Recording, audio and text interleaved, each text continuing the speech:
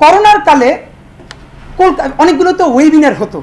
একটা ওয়েবিনারের কার্ড আমার খুব চোখে পড়লো, তখন সেটা নিয়ে ফেসবুকে পোস্ট দিয়েছিলাম। কোট অ্যান্ড কোট এরকম ওয়েবিনারের বিষয়টা যে সনাতনী বাংলাকে নষ্ট করে দিচ্ছে মুসলমানি বাংলা। আই রিপিট, এই যে দীর্ঘদিনের ফোর্ট উইলিয়াম থেকে যে বাংলা তৈরি হয়েছে বিদ্যাসাগরদের হাত ধরে, সেই বাংলাকে ধ্বংস করে দিচ্ছে মুসলমানি। আপনারা জানেন এটা কলকাতার অ্যাকসেন্টরা এভাবে বলে এবং খুব স্যাটায়ার করে বাজেভাবে মুসলমানি কথাটা তারা বলে, এবং তারা বলতে চায় মুসলমানি বাংলা তো বাংলা না। যদিও আবুল মনসুর আহমদ ভট্টাচার্য সান্সের সাথে প্রকাশনা যখন বাতিল হয়ে আসে তার কন্ট্রাক্ট, তখন একটা কথা তাকে বলে এসেছিলেন, 56 ভাগ বাঙালির মুখের কথারেও আপনার বাংলা মনে হয় না। আপনারা জানেন দুই বঙ্গ যখন একসাথে, তখন অলমোস্ট 56 ভাগ বাঙালি হলো মুসলমান। তিনি বললেন যে 56 ভাগ বাঙালির মুখের শব্দকেও আপনার বাংলা মনে হয় না। তো আসেন আমরা এই পর্যন্ত কিছু কথাবার্তা বললাম, এরপরে আমি আরও বিচ্ছিন্ন কয়েকটা আপনার গল্প বলবো। এই গল্পের শেষে আমরা আপনাদেরকে একটা সুতোয় বাঁধার চেষ্টা করব। দেখেন 2014, 18, 24 তিনটে যে নির্বাচন হয় নাই, ভোট হয় নাই, এইটা জানতে কি আপনার রাষ্ট্রবিজ্ঞান পড়া লাগবে?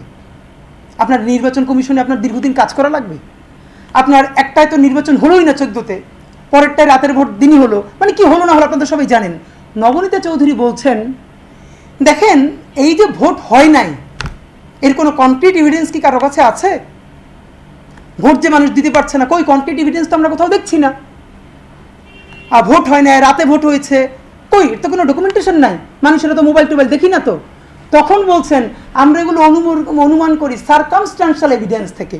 দেখেন এই সময় এই কথাকে বলছে যখন বাংলাদেশের কোটি কোটি মানুষ জানে ভোট হয় না, রাতে ব্যালট ভরা হয়, কেন্দ্রে গেলে তাকে মারা হয়, তখন দাঁড়িয়ে যদি বলা যায় যে সার্কামস্ট্যান্সিয়াল এভিডেন্স থেকে বলছি হয়তো এরকম কিছু হয়।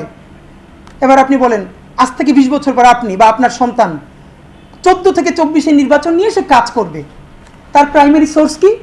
পত্রিকা তো, টিভি তো।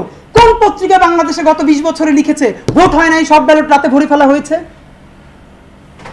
কোন টিভি বলেছে এতগুলো সেন্টারে সব সিল গেলা হয়ে গেছে, একজন মানুষ ভোট দিতে পারে নাই? আপনি তখন কি বলবেন?